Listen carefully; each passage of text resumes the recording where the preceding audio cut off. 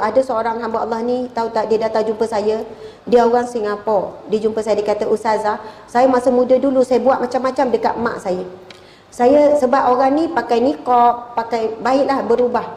Kata, Ustazah, saya dulu bukan macam ni. Dulu saya pergi kelab malam, dulu saya buat semua benda-benda yang haram saya buat.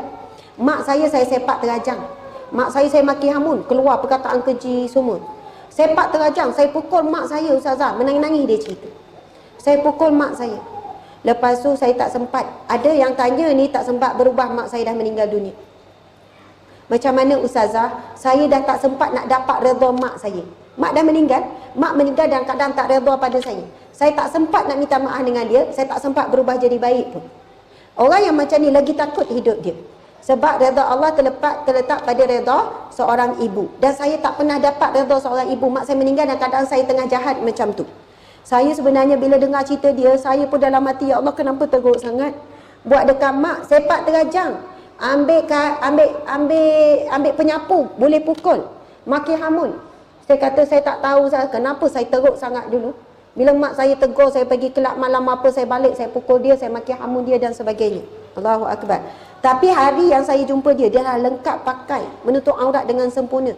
Dia berubah sungguh-sungguh, menangis kan. Banyak bersedekah, buat baik, banyak tolong orang susah. Berubah 100%. Tetapi dalam hati ada rasa tak tenang. Lalu saya sebut, saya kata, "Puan, ibu bapa kita lebih memerlukan kita saat setelah dia mati berbanding saat kita hidup. Mungkin ya kita ni kalau dapat anak yang baik saat hidup, kita berbangga, riak, takabur dengan anak kita. Tetapi Allah uji anak kita tu sampailah kita dekat nak nazak, kita tak nampak lagi perubahan. Masih tak solat, masih tak tutup aurat. Tetapi kerana kita tak pernah putus asa dengan rahmat Allah, sebagaimana dalam Al-Quran Allah kata, jangan sekali-kali kamu berputus asa dengan rahmat Allah. Kemudian kita jadi tak berputus asa dengan rahmat Allah. Subhanallah, akhirnya lepas kita meninggal, anak kita berubah. Akhirnya anak ini tidak pernah meninggalkan doa untuk kita.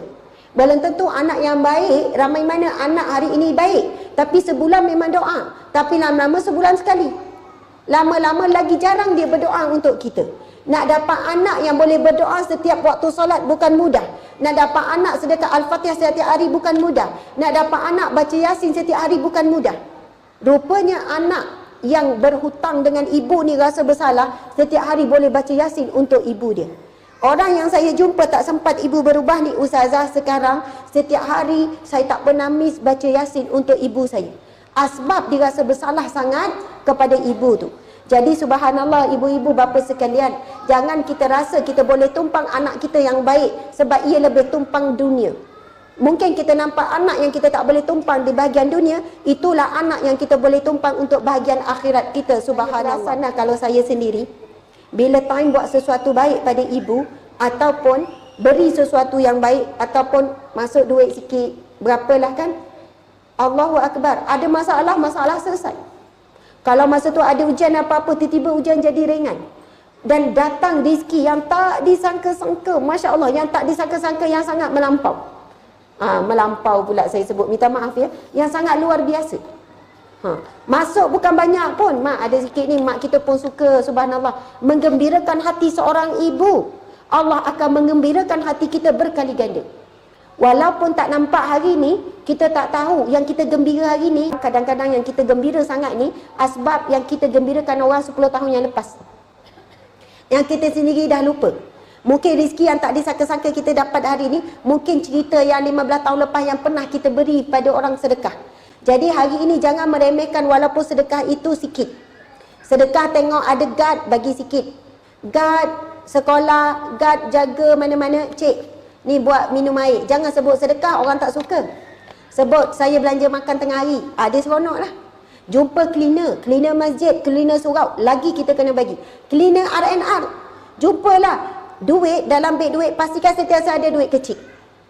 Ada RM5, ada RM10, niat nak sedekah. Selagi mana hidup kita setiap hari niat nak sedekah, setiap hari Allah akan mudahkan jalan rezeki pada kita. Sebab dalam fikiran kita hari-hari nak sedekah, hari-hari juga Allah akan bukakan pintu rezeki yang tak disangka-sangka.